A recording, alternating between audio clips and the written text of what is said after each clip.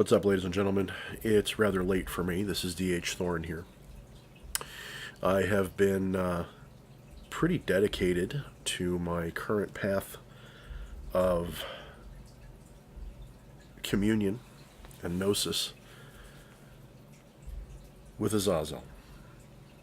And this has been one of the more interesting weeks of study that I've had in a long time. Even when I am not actively seeking gnosis with him by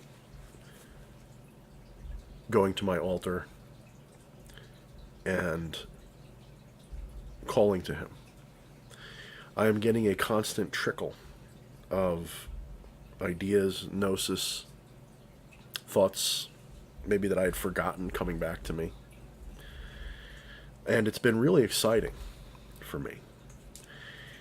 One of my rules, as you may know if you're following my channel, by the way, if you're new here, I produce a video about once a week, and if you've been here for a while, you already know that.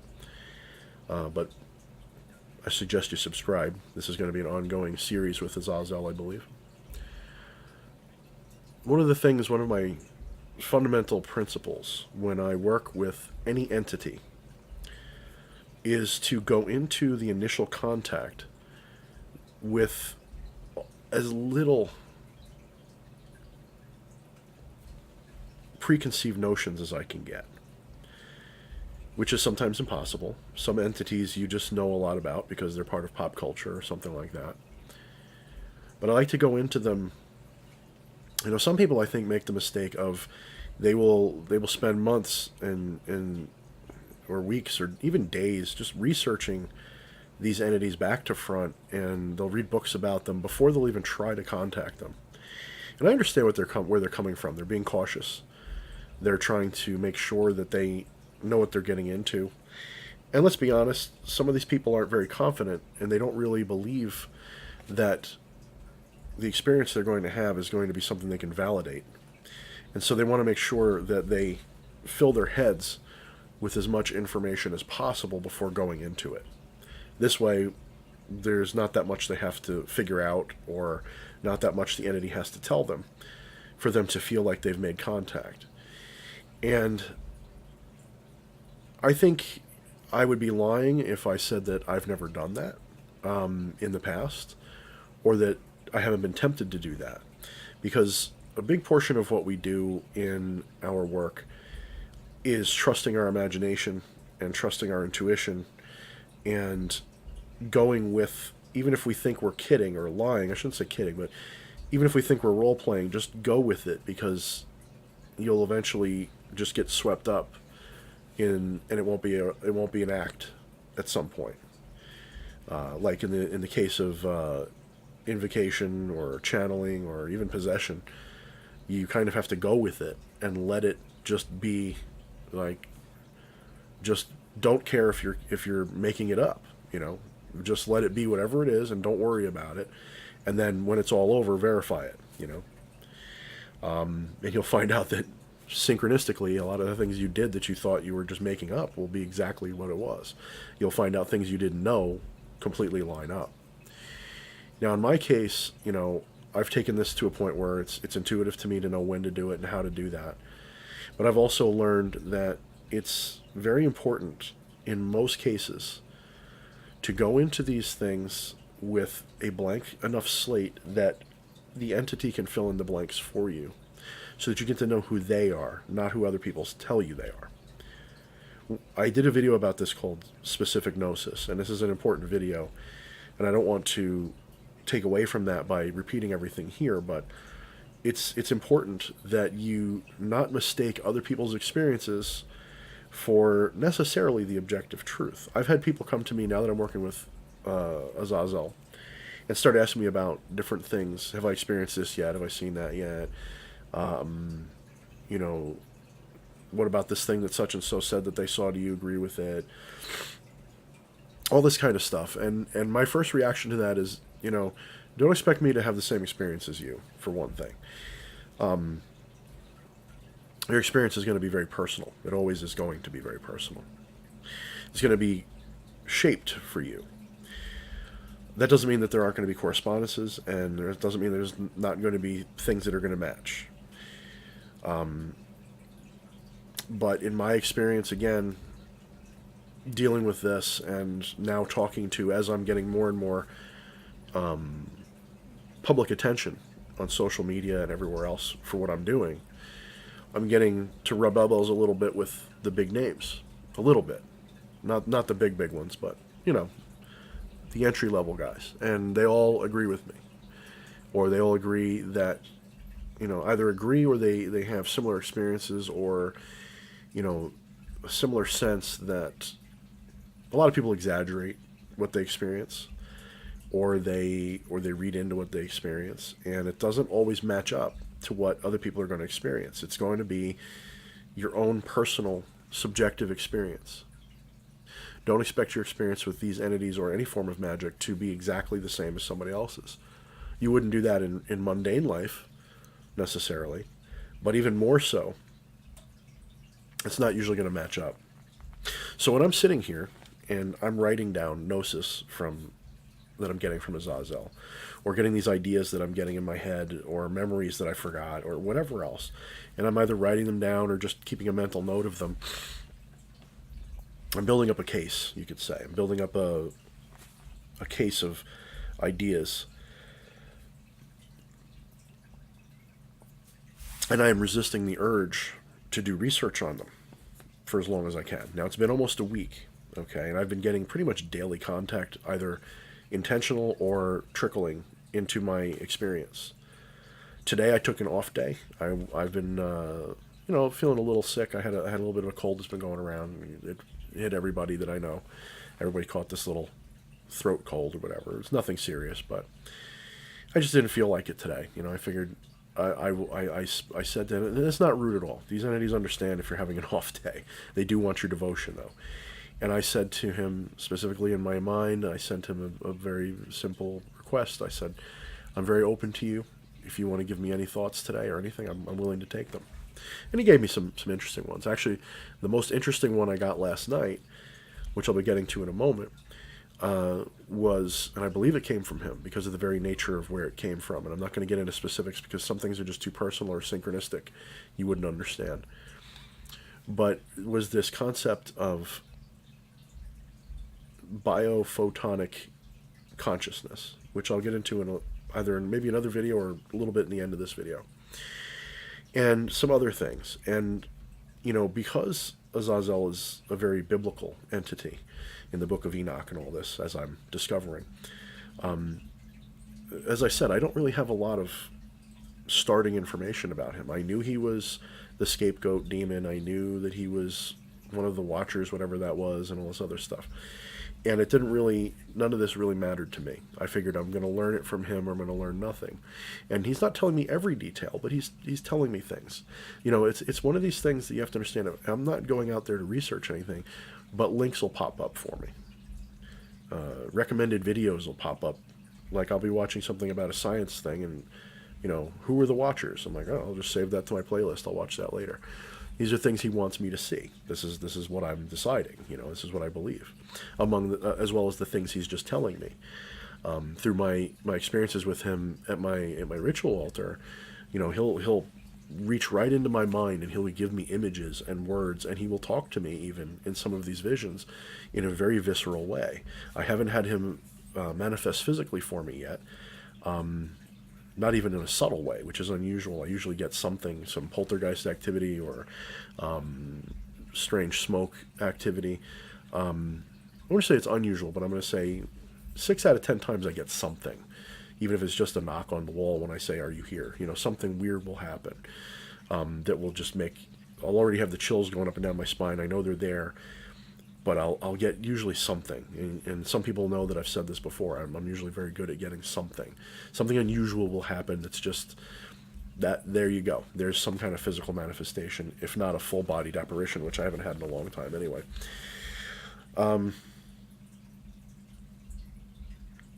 So I haven't had a lot of that, but I've had a lot of visions, a lot of thoughts, a lot of gnosis. And one of the first things that he showed me was this vision of this rocky outcropping, like I'm on top of a mountain or a very big cliff overlooking a valley and some hills, and it looks almost like there could have been a battleground there at one point, or a fortress or something, and it's got the look of like an old battleground kind of, and I recognize it to be like a desert somewhere, maybe in the Middle East or something, and he talks to me there, and we have this conversation, and I mentioned some of the things he told me.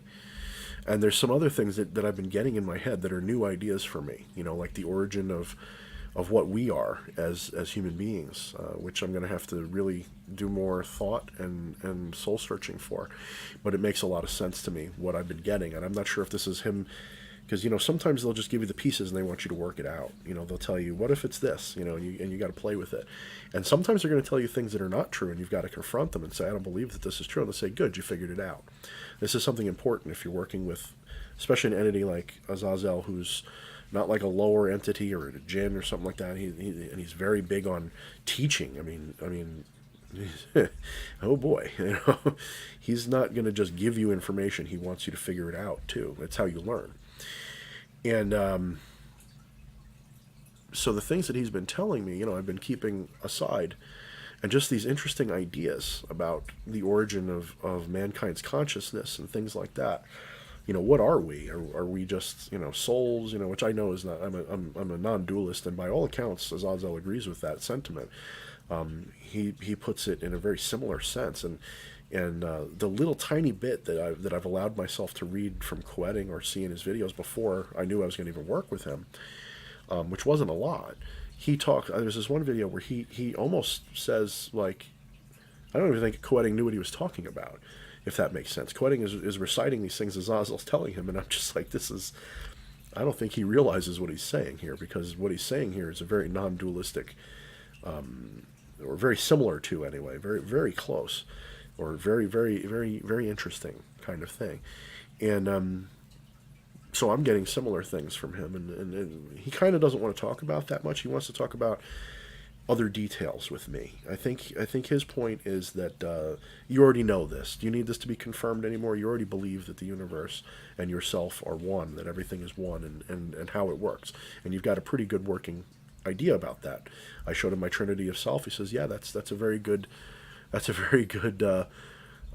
crutch, I guess is the way he might have put it. It's a very good crutch for you to work with to help you hobble around until you figure out how to fly, I guess is the sentiment that he was trying to give me. I guess I would call that a compliment or a blessing, maybe. So he's giving me all these things, and I it's one of those things where I'm going to have to just either write it all down. I'm sure people would love to hear it in video, but to keep it coherent in a video, all these different unentangled ideas and concepts is very difficult. But I will say that today, it's been almost 7 days. It's pretty much the 7th day now, because I first did a major working with him on the blood moon, which was Sunday night into Monday night, and here it is Sunday night into Monday night. So I broke my rule and I started doing research, and I'm not trying to get too much, but I started to do some research and try to correlate the things he told me.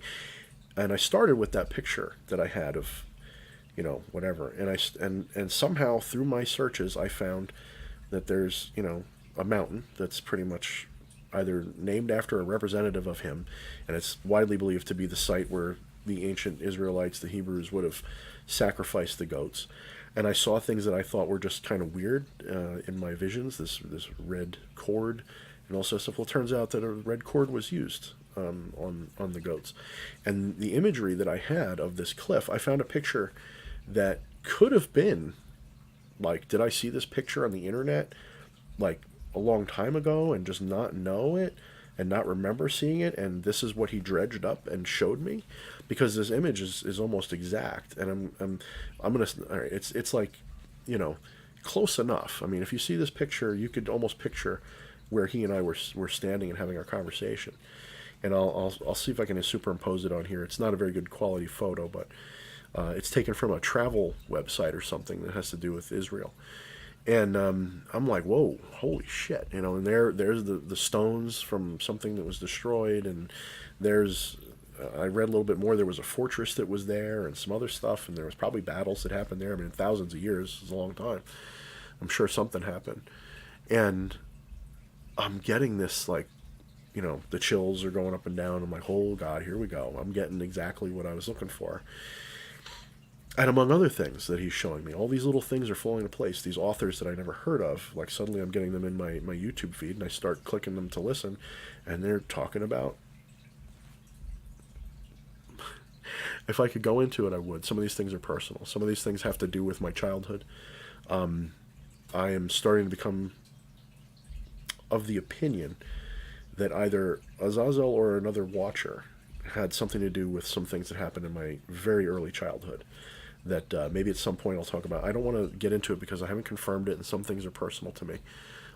Just wouldn't be good to share. But there's things that happened to me as a child that it's very possible that Azazel or another Watcher, we might have been in communication for a long time, and I might not have known it. Maybe I had a different name for him, which would explain some things. It's very possible Azazel's always been there. I don't know. I'm going to have to, it's one of those things when I'm almost afraid to ask him.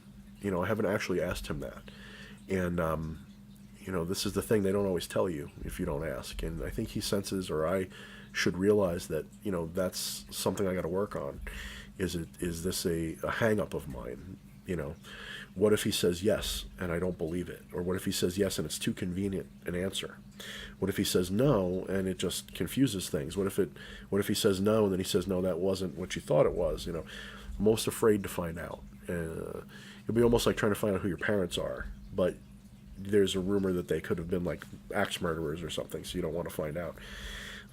There's like a reason not to know for me. But I think I'm going to make that something I find out at some point. It's also one of those things where, depending upon the answer, it could change my life. And this is no joke. This is a serious thing. It is a quintessential concern of mine, because it could change my life, and it might not change it. I have to be 100% sure that I trust and believe what I'm being told. Because if you act on information, I do trust that this is Azazel, and I do trust that he's helping me, but I have to trust my own reaction to it.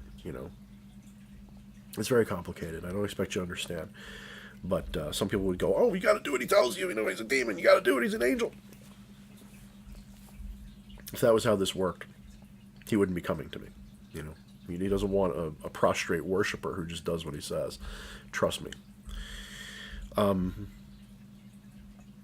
of the important things that comes to mind over and over again is Genesis 6. When I was a kid and I was still a Christian, that was a big chapter for me.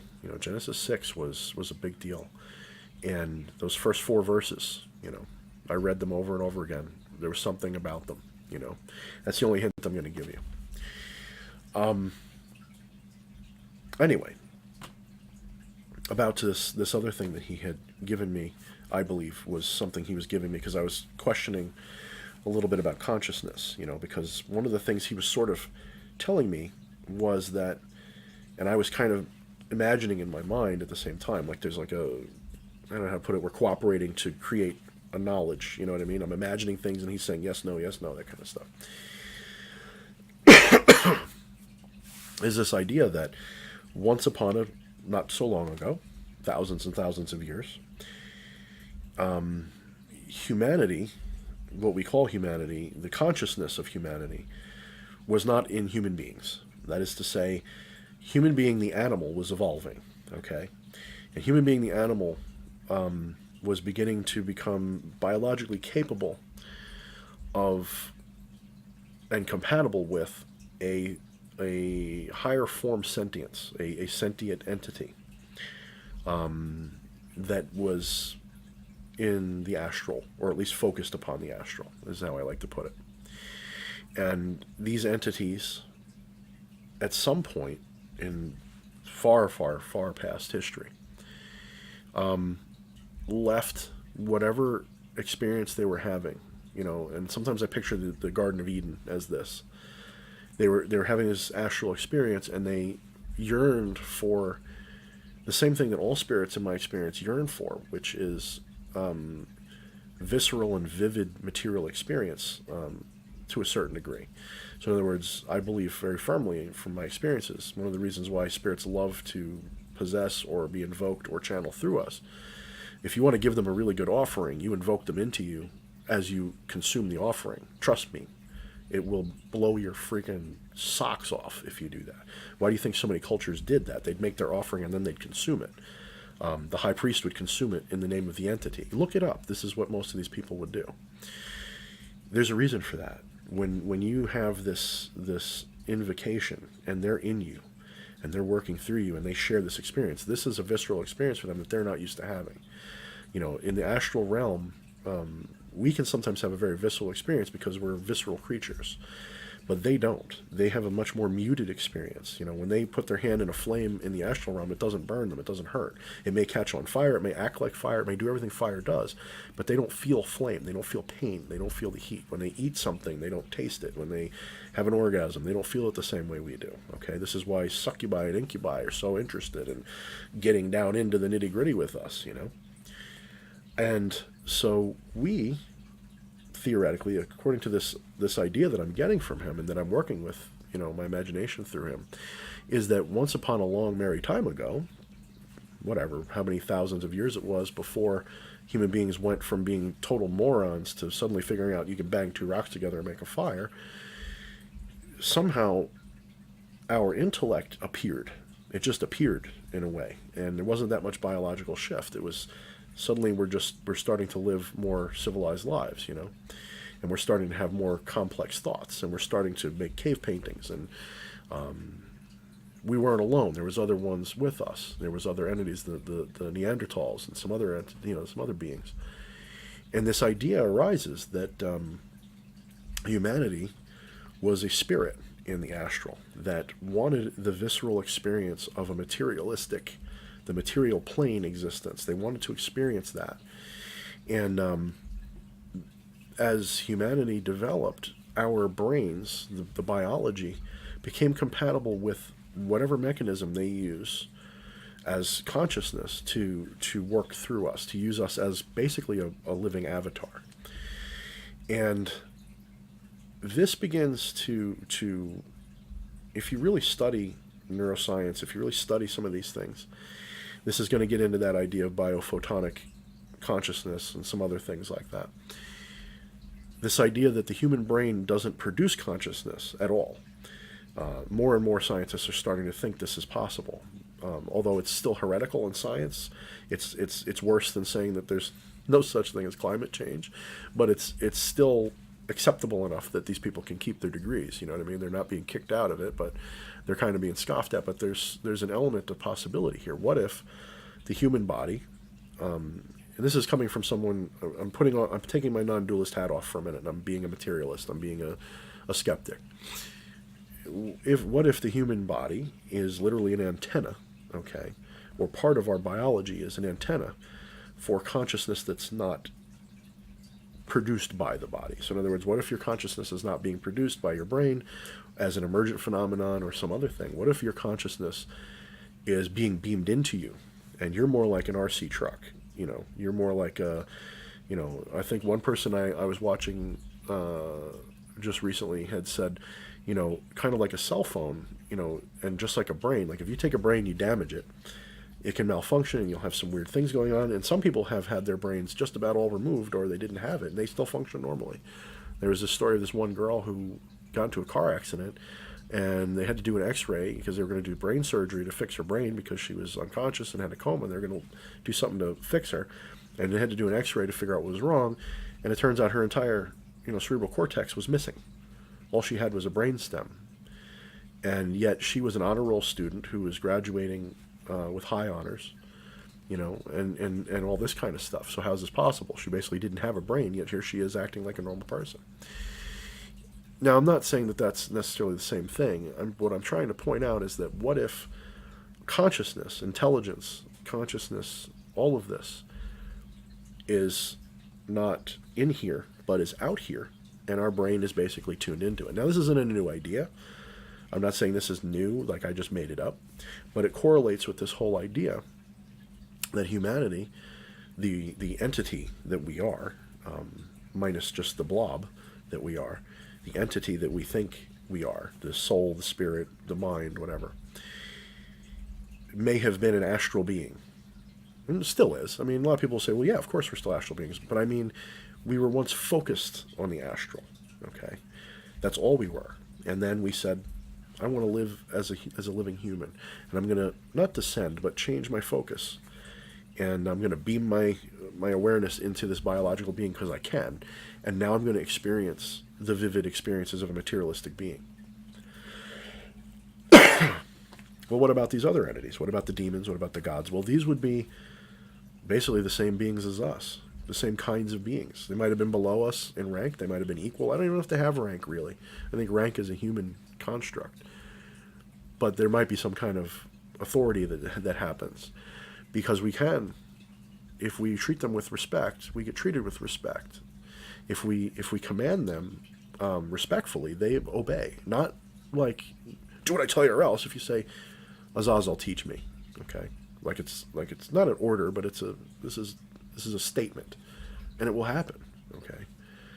Although Azazel's a little bit more cheeky, he's not so keen on being told what to do. It's more like you do have to request with him. Trust me, he doesn't like to be told anything. He doesn't mean to put you in your place, but he wants you to understand the situation you have, and this is because perhaps before humanity's fall. Here we go, getting into Christianity, huh? Or getting into Abrahamism. But it's also the same in all other cultures. They all have a very similar story somewhere. It's similar, the same, or even exactly the same, just different words. When humanity left, they may have put some of these entities in charge of, guiding us or teaching us. I don't believe in a God. This whole thing like God, like these are the angels of God. Fuck that. I know that's not how it works. There is no one God that's above all. There's only reality. Okay, there's only the void. There's only the emptiness that is us. We are that God if there is a God, right? I don't believe in a high God where, and if I die and there's a pearly gates and somebody says you didn't believe in, I'll tell them why. They don't let me in. Fuck them. I don't want to go in. If they're that superficial, that's what matters. They can see my experience. They know what I've gone through. They know what I've learned, and they know that I've been seeking honestly my whole life. It's never like I said I don't want to believe. I always wanted to believe in something. My point is that I really just don't believe. I'm basically an atheist in every sense of the word, except I work with the supernatural, the paranormal, and spiritual entities. So, I guess that would be more like an agnostic, but an agnostic usually says, I don't know. I'm pretty convinced. I'm open to the possibility that I'm wrong, but I'm pretty convinced, if that makes sense. 90% convinced, 95%, 99% convinced that there's no such thing as a God. In an intellectual capacity. In a feeling capacity, I just know it. I just know what I know. So here I am doing this research, and I'm getting these ideas that humanity entered into this human form. Not that we created it, or maybe we influenced it, maybe we did create it, maybe human evolution was guided. Maybe we were sitting there in the astral Garden of Eden, or the astral heaven, or whatever the hell it is, in our astral paradise, and we were sending ourselves and other entities that work for us to manipulate the genomes of humanity to create a human being that could be occupied. It's entirely possible. It even fits in with some other things, like people like Quetting's talking about the changing your spiritual DNA and all this other stuff. It's interesting how these things come together, and without meaning to, these correlations and these synchronicities. Now, to some of you, I'm probably just babbling out these different words that you might not have any experience with. I urge you to look them up and research them. So as I'm looking at all this, and I'm seeing all these correlations and stuff, and then I find this thing, biophotonic consciousness, which is this new idea, relatively new idea, based on the idea of biophotons, which is the idea that every cell in your body emits visible light, okay? Not just heat, not just ultraviolet, but visible light in visible spectrums. It does it at a very, very small amount. Now, some of you are going to immediately go, oh, that's your aura. No, probably not, unless your eyes are superhuman. If you see an aura, it's got to be something to do with your third eye in the astral. It has nothing to do with your physical eyes. In fact, people can claim to see auras even when their eyes are closed, so it has nothing to do with that. This would be, or at least I don't think it has anything to do with it. This is like each individual cell drops off a handful of photons, and your neurons do this more than any other. And they're finding out, or at least they think, that cells communicate with one another via this photonic, energy. So in other words, the cells in your body will influence each other to reproduce faster when they're around one another by way of signaling to each other with this light. They did some studies where they had two plants that were separated by a glass pane, and when the glass pane was left, clear, the plants grew towards each other and had, I think it was onions they did it with. And when they put an opaque sheet of glass in the way, they didn't. They grew differently, and they grew weakly. They grew much less aggressively. That cells divide, and chicken eggs, and all this other kind of stuff. Look it up, biophotonic light, or biophotonic consciousness, or any of that stuff. And then this idea emerges that what if human consciousness is, again, here we go with another correlation, not in my own mind, but a correlation in the sciences. This idea that what if human consciousness and all entities really, is an electromagnetic, basically light, is based on light, and our brains are basically antennas, guys. I mean, just like an antenna you'd have on a radio, picking up a signal, like your cell phone, picking up a signal and transmitting a cell phone call, your brain could be transmitting your consciousness in much the same, though very different way.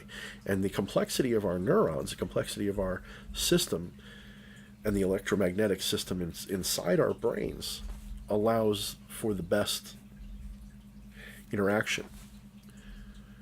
Now, this would also very neatly explain the reason why when you die and are reborn, assuming you believe in that, you have little or no memory of your prior life, or if you have it, it fades away.